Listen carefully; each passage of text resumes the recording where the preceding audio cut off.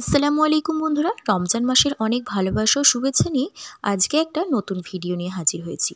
আজকে শেয়ার করব mixed salad recipe. তার জন্য নিয়েছি ধনেপাতা কুচি, লেবু, কুচনো লঙ্কা, টমেটো কুচো, একটা শসা, গাজর আর বিট। তারপরে নিয়েছি স্বাদ মতো লবণ।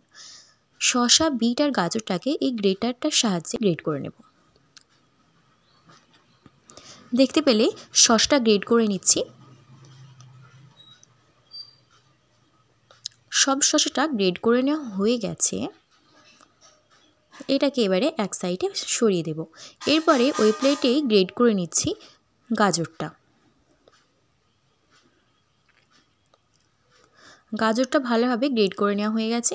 এরপরে গাজরটাকে এক সাইডে আবার সরিয়ে দিয়ে দেব। তারপরে গ্রেড করে নেব বিটটাকে। বিটটাকেও ভালোভাবে গ্রেড করে নিয়েছি।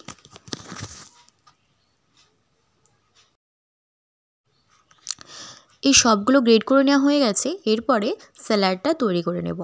এরপরে একে একে সব কটা গ্রেড করে নেওয়া জিনিসগুলো, উপকরণগুলো দিয়ে দেব। অর্ধেক পরিমাণে গাজর কুচো, শসা কুচো সবগুলো দিয়ে দেব। তারপরে দিয়ে দিচ্ছি গ্রেড করা বিট।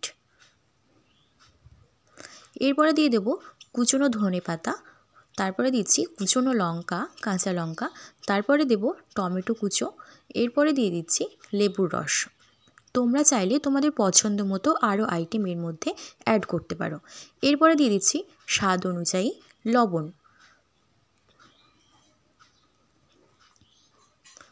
লবণটা দিয়ে এটা একটু ভালোভাবে মাখিয়ে নেব হাতের সাহায্যে। তারপরে এর মধ্যে স্বাদটা বাড়িয়ে নেওয়ার জন্য অ্যাড করে দেব ছোলা। গোটা ছোলা নিয়ে এটাকে ভালোভাবে মাখিয়ে নিয়ে আবার তৈরি হয়ে গেল আজকের গ্রেড করে নেওয়া মিক্সড স্যালাড রেসিপি। এরপরে তোমাদের সাথে শেয়ার করি আজকে ইফতারে কী কী রয়েছে।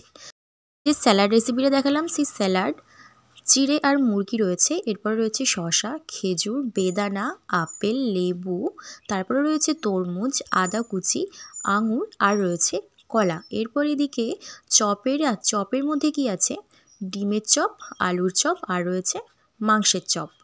এরপরে দেখতে পেলে সব কটা ইফতারের প্লেট তোমাদের সাথে শেয়ার করলাম, কারণ সব প্লেটে একই রকমের খাবার আছে।